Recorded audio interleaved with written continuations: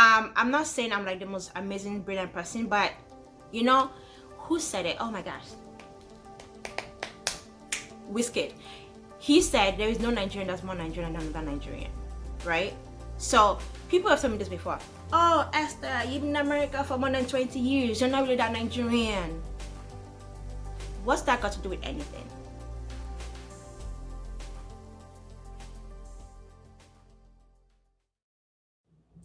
Esther take 2.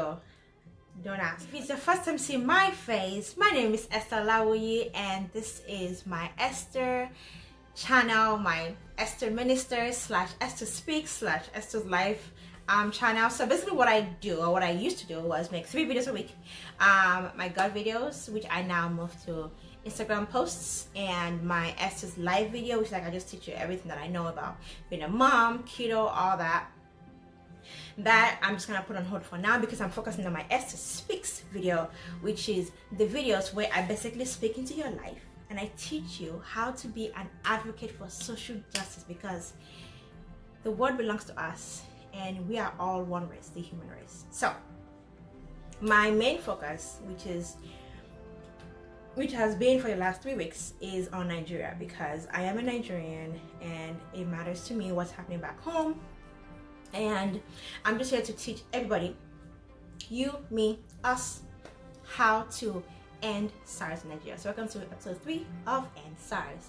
So a few weeks ago, that's not true, a couple months ago, I was talking about what's happening here in the US, the police brutality, and how people are talking about racism and all that. I was like, hey, whoa, pause. There's actually a way that we as humanity can work together to view racism in a whole new way and help us by focusing on the 7 pillars of society, which is in every society. So today and the next few episodes, we're going to be focusing on 1 pillar at a time. So if you're like, what is she talking about? Well, this part 1 and part 2 of my series on how to end racism using the 7 pillars of society. So I'm not gonna focus on that anymore. I'm actually gonna just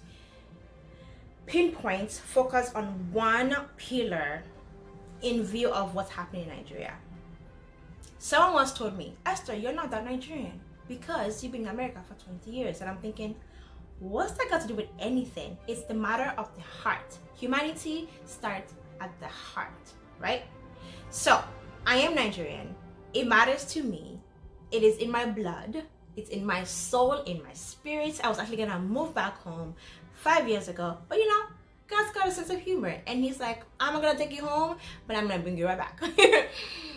But my heart is still there, and I know there's a reason why it's there. It's because God wants me there. Anywho, the focus is not so much on me, but it's about what we can do to help.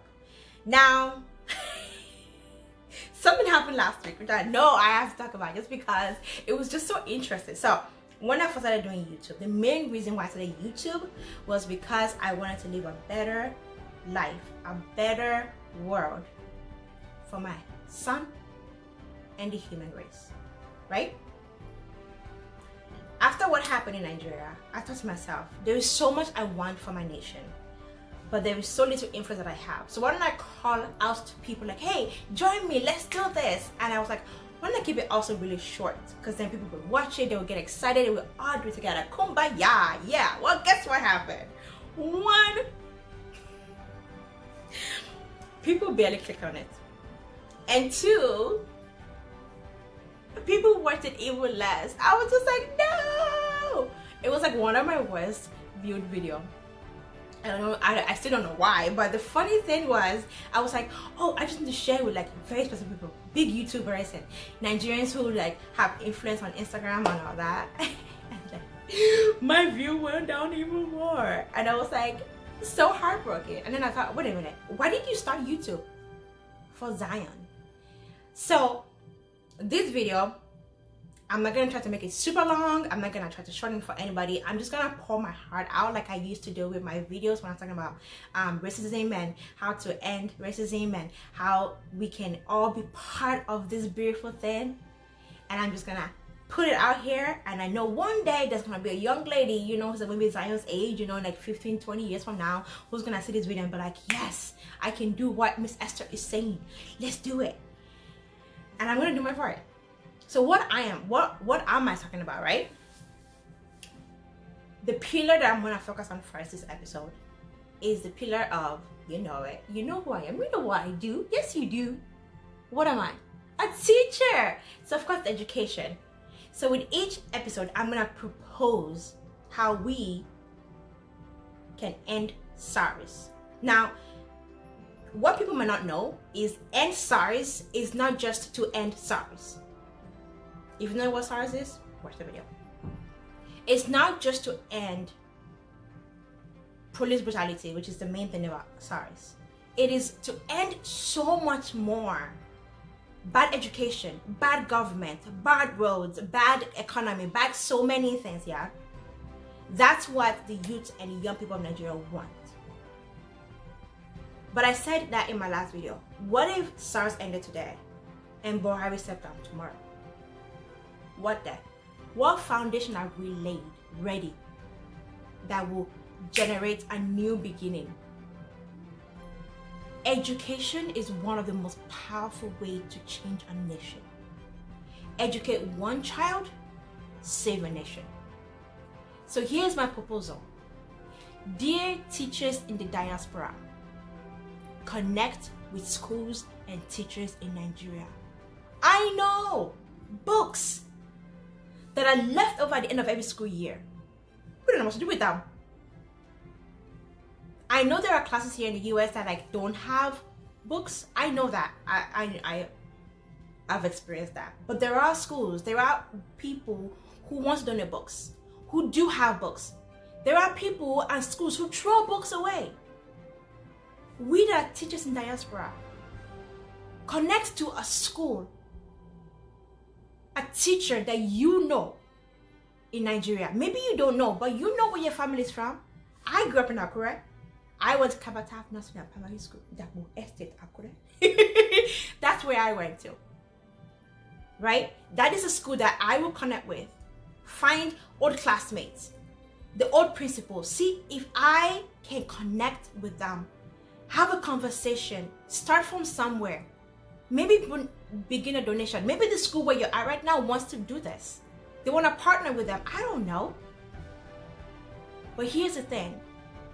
We that are teachers in diaspora and teachers in Nigeria, there is no reason why we're not working together. Because if the generation that are in leadership right now were taught to think the way the youth are thinking in Nigeria right now, do you think this will be this bad? No. So if we can connect and help and create curriculums and create a way of thinking, right? And teach them self-emotional learning, all those things. And it's not just we teaching them, it's a partnership. If that happens, think about the ripple effect in generations from now. Remember, in the life of a nation, 10, 15, 20 years, it's not long at all. Sacrifices need to be made. It's not a sprint, it's a marathon. It's a lifelong marathon. So let's do it. Educate us in the diaspora. Connect with people in your city, in your village, in your state of Nigeria, and start the conversation. Start a partnership. Let's work together, because this is our nation and we need to end bad education. I love y'all. Have a wonderful day. Bye.